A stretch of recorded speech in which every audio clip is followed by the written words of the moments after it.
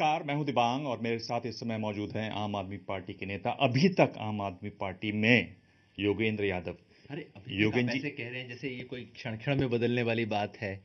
योगेंद्र जी, ऐसा तो नहीं होता पार्टियों योगेंद्र जी, में। पर आप मानेंगे कि ये क्षण में नहीं बदल रहा है, पर आम आदमी पार्टी जो एक आम आदमी पार्टी थी, आज एक आम भारतीय पार्टी की तरह लग रही है कि जिस तरह से सारी पार्टियां हैं, कुछ वैसी हो गई आपकी पार्टी। इतना जल्दी में ना तो आप मेरे बारे में निष्कर्ष निकालें, ना ही आम आदमी पार्टी के बारे में निष्कर्ष निकालें। देखिए, आम आदमी पार्टी है क्या? मैं बार बार कहता हूँ कि पार्टियों जैसी पार्टी नहीं है। इस देश के आम आदमी को इन राजनीतिक दलों से अविश्वास हो गया था और उसने कोई 2 साल के बच्चे को अपनी गोदी में उठा लिया, उसको बना लिया।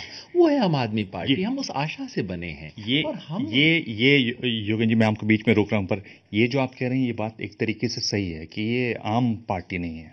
यहाँ सिखाया जाता है कि भाई कोई कुछ करे तो फौरन टेप कर लो। तो खबर तो ये भी आ रही है कि एक बातचीत कर ली गई और उसको फिर प्ले किया गया और उसमें आपका कुछ रोल रहा उस पार्टी में। ये पहली बार शायद हो रहा है कि एक राजनीतिक दल में चोरी छिपे बातचीत टेप होती है और उसके बारे में चर्चा भी हो रही है काफी आज आप ज़्यादा अनुदार हैं आक्रामक। हमारी पार्टी के बारे में। हो सकता है हमने कुछ ऐसा छुटपन किया हो जिससे आपको ज़्यादा वैसा महसूस हो रहा है। पर और ये मैं ऐसा नहीं कहता कि हम पार्टी में गलती नहीं करते, लेकिन ये पार्टी उस तरह की चीज़ों की पार्टी नहीं है। इतनी बड़ी उम्मीदों से लोग हमें पर ये लाए बात हैं। सही नहीं है कि चोरी छिपे एक फोन की बातचीत टेप हुई जिस पर चर्चा हुई नेताओं के बीच में और सफाई दी गई।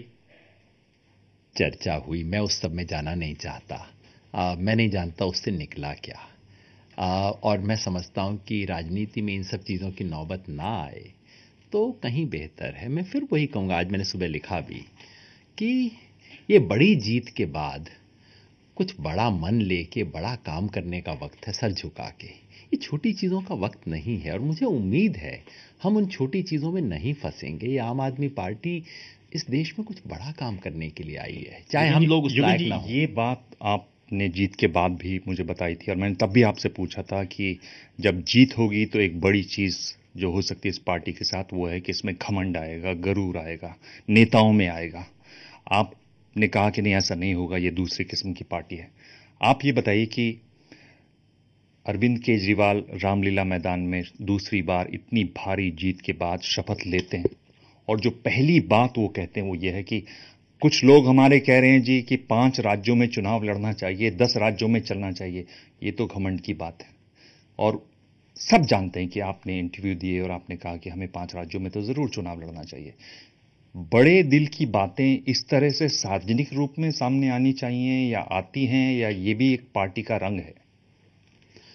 दिमाग, वो जो 5 राज्यों वाली बात हुई थी, वो बिल्कुल गलत बात थी। मैंने ऐसा दरअसल कभी कहा ही नहीं था। और वो जो 5 राज्य गिनाए जा रहे थे, उसमें हरियाणा नहीं था। मैं ये नहीं कह सकता कि देश के 5 राज्य आम आदमी पार्टी को करने चाहिए और उसमें हरियाणा नहीं होना चाहिए।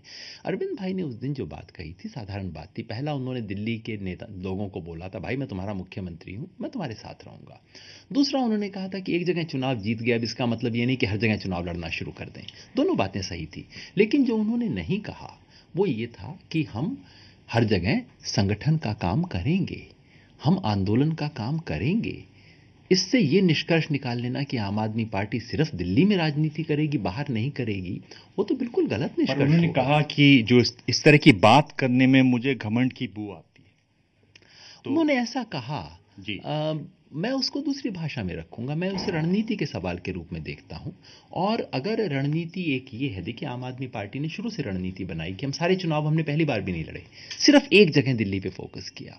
और अरविंद भाई के मन में रणनीति ये है कि चुनाव के लिए हम कुछ चुनिंदा जगहों पे जाएंगे, सब जगह नहीं जाएंगे। किसी